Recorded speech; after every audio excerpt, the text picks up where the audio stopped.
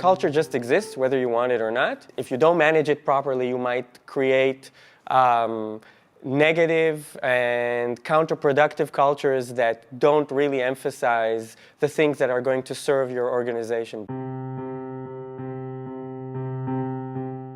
Culture was readily dismissed up until the late 1970s as something that managers don't need to care about. But as organizations and work becomes more complex, and people no longer work on an assembly line when you can basically procedurally tell them what to do, and it doesn't really matter what they think because the assembly line solves all the dilemmas for them.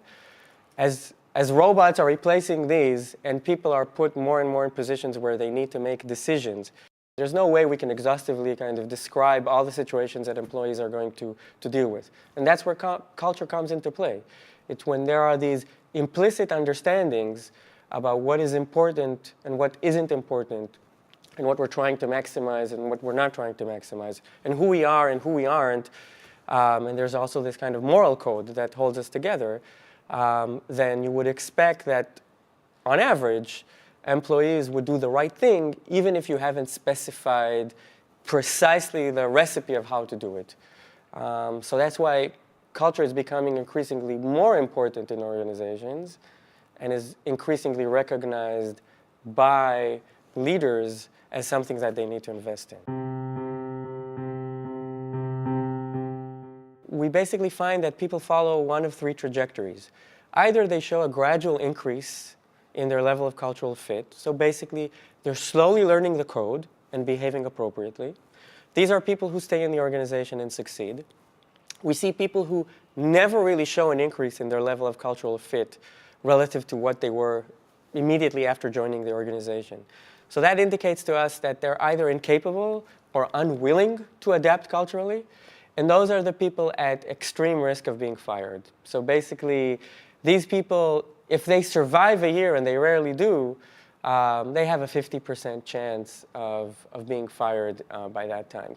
And finally, we find, I think, the most interesting group of people are those who demonstrate this inverted U-shape. These people who are capable of adapting, but at some stage start showing a decline in their level of cultural fit. And that's a strong indicator of these people's intention to leave voluntarily. So really, we see these different signatures in terms of people's enculturation trajectories and how those relate to their outcomes in the organization. So imagine like a group of software engineers that all sit together in the same room and play ping pong after hours and know one another. Those type of groups can really tolerate the nonconformist weirdo, and that might actually be a very good thing for the organization because that weirdo, so to speak, right, this person who's not behaving in the appropriate way is probably also a reflection of the fact that that person is bringing new ideas and new sensitivities and has different ways of thinking of problems. And that might be really important for the organization's success, especially if this organization needs some innovation and new thoughts in order to be successful with its product offerings. So, we find that there's this trade-off between your ability or tendency to behave in a compliant way, but also the security or lack thereof that you gain from the extent to which you're part of a tight-knit group or not. And really being in the right kind of sweet spot leads to the greatest success in organizations. On average, having a strong culture is a good thing. If everybody is aligned on the same important values, and if we would expect, therefore, that faced with the same kind of situational dilemmas, everybody would solve them in roughly the same way and in a way that's conducive to the organization's strategy, then yes, a strong culture is going to be beneficial for the organization.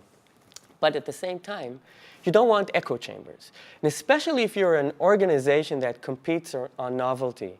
If you're a Google or an aspiring Google, or if you're in Amazon, or if you're even innovating in retail and if you're innovating in transportation, you don't want your organization to be an echo chamber. You want to empower your employees to also take risks sometimes and think outside of the box. Some organizations are architected in a way where actually people aren't part of strong groups. They kind of crisscross different functional roles and teams in a matrix kind of structure. So in those organizations, people would probably put a strong emphasis on being culturally compliant, and there will be strong rewards to strong cultures that everybody is aligned around. However, you can imagine other types of organizations that are built of strongly connected groups where inside the group people have very strong familiarity with one another and very intimate with one another. In those groups, you can afford, or those individuals can afford, to behave in a culturally non-compliant way. And it might be the case that those groups, if they have a good mix of people who are compliant and non-compliant, are the ones who might come up with the most brilliant and innovative ideas. So it's not that there's a kind of one-size-fits-all recipe that facilitates how culture kind of translates into good operational results from an organizational point of view. Different organizations, different organizational architectures, and different strategic imperatives prescribe different and intricate relationships between structure and culture in the organization.